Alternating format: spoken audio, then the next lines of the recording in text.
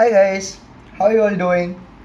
So in this video, as you all might have known that we already did a Leh expedition of 2018, I am going to discuss in this video about what all we prepared and how all was the journey about, what we went through, how was the atmosphere, circumstances, what all happened in that exciting and adventure trip.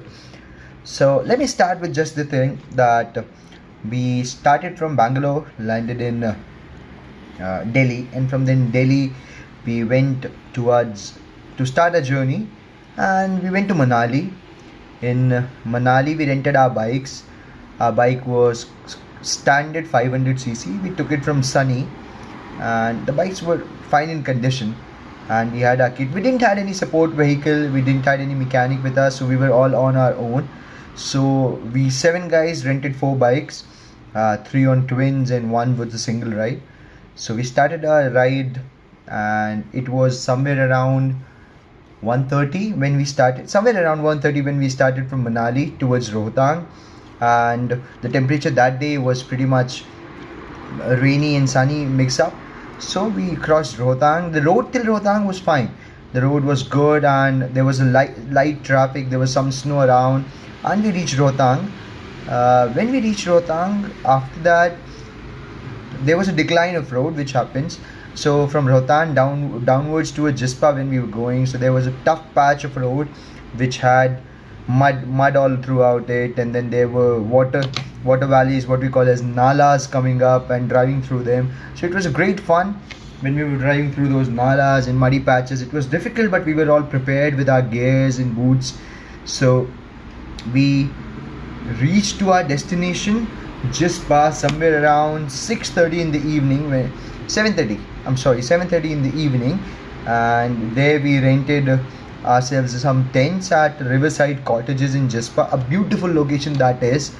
Just besides the river, you get your tents, and there was a bonfire arranged for us. There was music going all throughout, so it was a great place to rest. The temperature that time was somewhere around 2 to 3 degrees there in Jispa.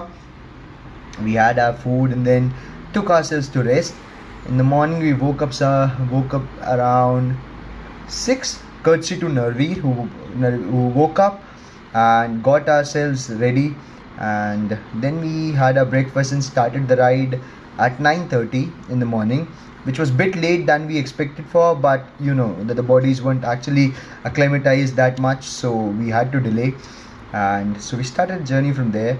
From Jispa we reached to Sarchu somewhere around 1, and in Sarchu we had our refreshments, had some tea and had some food. But Sarchu was the exact location where our bodies started to get into the acute mountain sickness zone, because before Sarchu, I still remember we crossed Zing Bar and we had Baralachala on our way, so the body was all going through.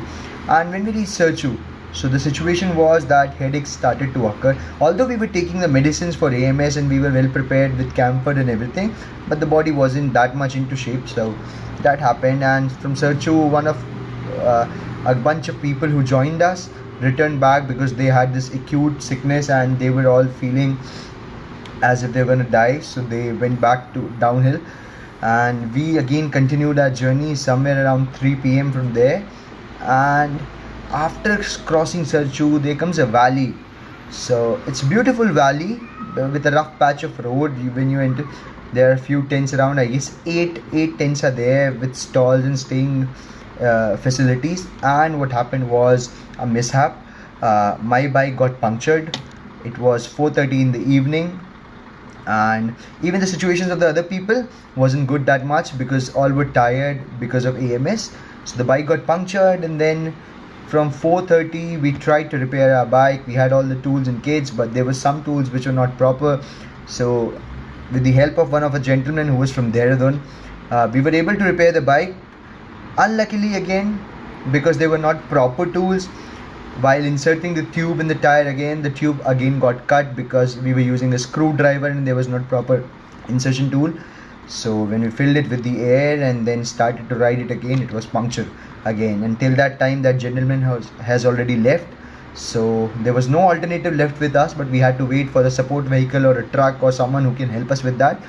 So I and Nitin stayed over there, and the rest of the guys, 5 of the guys, we asked them to leave towards Pang because the temperature there was going pretty down and the situations were causing lots of headache for the other people.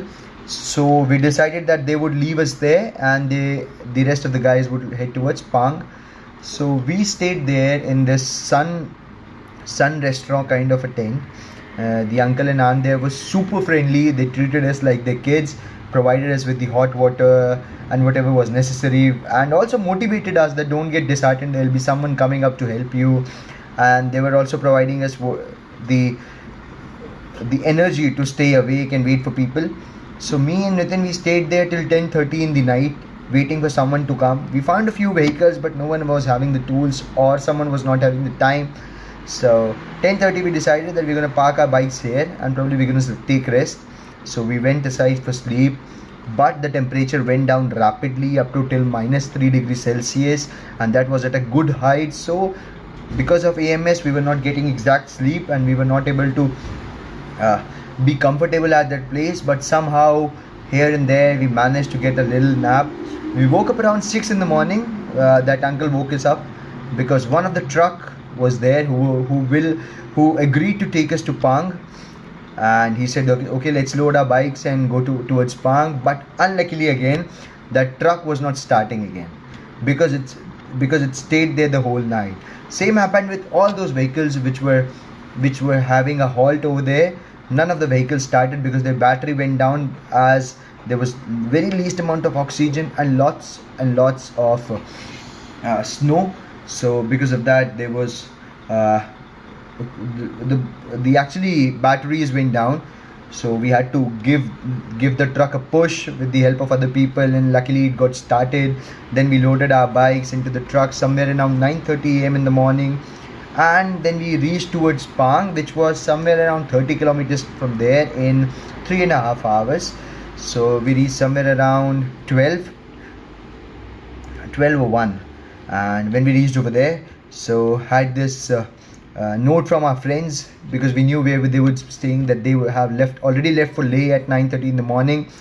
So we had ourselves some breakfast over there, got ourselves ready, found a mechanic, got the bike repaired, and after all that gist, we started our journey again, me and Nitin, at 1:30 p.m.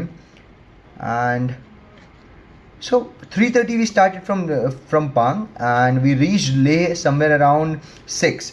So it took us around 3 hours exactly to reach to Leh, because that flat road patch is superbly awesome to drive. A 40-kilometer straight road where you can see from first end to the other, and there are tornadoes spinning around your vehicle, and there's no one besides you. There's a huge space, looks like you're driving through Nevada and crossing the United States.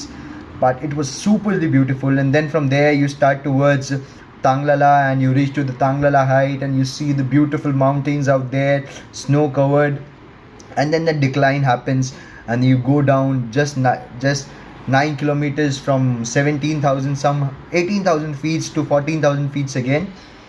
So it was a beautiful patch. And then there's a patch of roads which comes somewhere near Gaya and Mar, which is like both sides of the road there are purple and pinkish mountains, and you are driving between them, and there's least amount of space and least amount of humanity surviving over there. You'll see like once or twice single or double people in 60-70 kilometers of a span.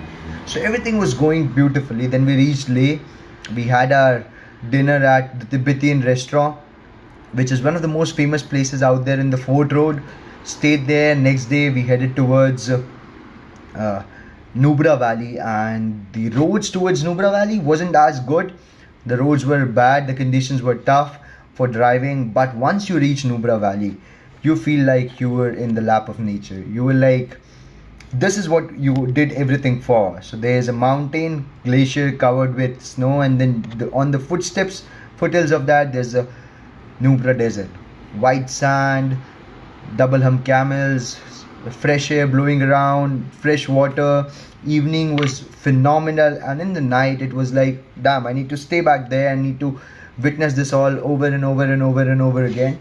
So this was all how it happened. Later that night we stayed there in a tent, and enjoyed the atmosphere out there and loved the place. And then after that, we headed towards Pangong the next day. Scenario is the same, Pangong to Nubra. From Nubra to Pangong, you can just follow the Shillok River path, and via Shillok River, you can actually reach to Pangong, saving one day of going back to Leh and then going to Pangong. So we followed that path. The road was disastrous. So there was no road actually for most of the time of that journey, because there were pebbles from this river that have came up to the road, and the road was totally destroyed because of the landslides that continuously keep on happening on that path. And because it was a desert area, so you cannot find that much of vegetation as well. So the mud and the soil is not stuck as much. So it's all filthy to go there. But after that drive, you reach to the Pangong area and you see the Indo-China border coming up, and you see that beautiful lake out there, which actually extracts all the tiredness out of your body. Bathing in Pangong is not allowed, but we had this kind of bet around, and then me, Nitin and Narveer, we just removed our clothes and jumped into Pangong for a quick dip, and the water was super chilly. We had a small dip just near the shore. We didn't went inside, that's not right to do, it's dangerous as well. So I have already made a video about Pangong, a video about Nubra, so you can watch that series on there. But from then, Nubra and Pangong, we started back towards Leh, crossed Changlala, and the road towards Changlala was disastrous as well. On our way, we saw a lot of vehicles which have fallen down the mountains because of accidents and because of the avalanches and landslides. So you can see how difficult it is to survive and drive over there, but it is worth a visit. If you ever get a chance to do that, just do it for the sake of yourself, because you're gonna know what actually the life is apart from these metro cities, how actually people live, how they survive. And if you go towards north, I've seen like in Leh as well, the cases of fraud, the prices are pretty reasonable. So you can get a bottle of water for 10 rupees, that's the least I can say. And so many things had happened. Like, we stayed in a hotel that was pretty much good. Sonam was the guy, the receptionist out there, and per person, I remember, for us 7 people staying there for 3 nights, the total cost was somewhere around 850 rupees per head, and we were in fully furnished hotel, rooms and beds and blankets, water supply, everything was there. So it's not that tough to survive in terms of economy, but it's tough to survive in terms of mental and physical conditions, and you have to prepare yourself for that. So from there, we returned back, and this was all that has happened over there. The prices, if you see, the bike costed us somewhere around 1500 bucks per day, and the stay in Jispa was 800 rupees per person for the tent, including a breakfast and dinner and bonfire. So that was super fine. From there, we went to Pang. So Pang, if you go there, there's this Auntie Ka Dhaba, and it's going to give you dinner plus bed at 250 rupees per person, and they're super friendly. They actually treat you like their children, so you're going to enjoy your stay over there. And from Pang to Leh, as I've already said, meanwhile you can halt up and have some snacks. But if you want to keep yourself fit throughout the journey, just try to have more of a liquid diet and keep yourself hydrated, and try to have solid food probably in Manali, and once you reach back Leh, the least solid food you have will help you, because your stomach is not going to be in that much of shape, and it'll be tough for the others as well as you when you'll be passing around. So that was what it happened. And petrol, somewhere around every bike fell to be 4,500 for the whole journey that we did. And bikes, just make sure that if you visit, try to keep a separate vehicle with you, or try to keep all the tools with you, and you should be someone who has done practice about preparing punctures and tightening the wires and understanding the problem of the bike and keeping the clutch and accelerator wires. We had all the kit, but we didn't have the proper tools to apply those kits into it. So this all happened, and in the end, when we returned back, we were all just imagining the fact that we didn't knew that we will be making this amount of memories as such, because going with friends is fun, and then ultimately there were situations between life and death that took place. There were accidents that took place. One of our bike was brutally damaged, but because of Narveer, he saved the life of other people as well as himself. and because when his gear just got stuck, so on the downhill he wasn't able to control the bike because the gear got stuck. So instead of sliding towards the trench, he just bent the bike towards the mountain and hit the mountain. We were all covered with our guards to make sure the safety kits are on their path, and make sure that you are fit before you are going there.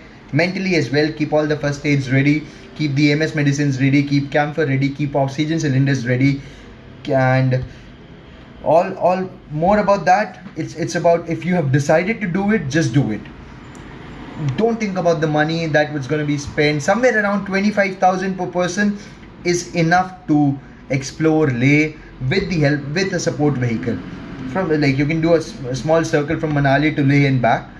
Nubra and Pangong can be a bit more on ups and downs, like a little bit 19 and 20, but if you have planned to it, do it, because I have seen that this was one of the best expeditions that you can do in your life, which includes adventure, which includes physical challenges, mental challenges, and the utmost reward is to watch the nature at its utmost and purest form, and your body recovers so well that you just feel like, oh shit, I should have done this earlier. But then if you get a chance to do it, do it.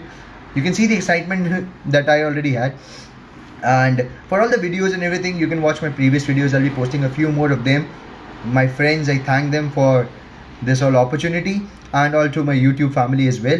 It's a small one, but it's the one that mean to me a lot, and those people are there who watch my videos and provide comments. Thanks a lot. Keep subscribing, keep sharing, keep liking, because that is going to make me a proper YouTuber later in the day. Thanks a lot.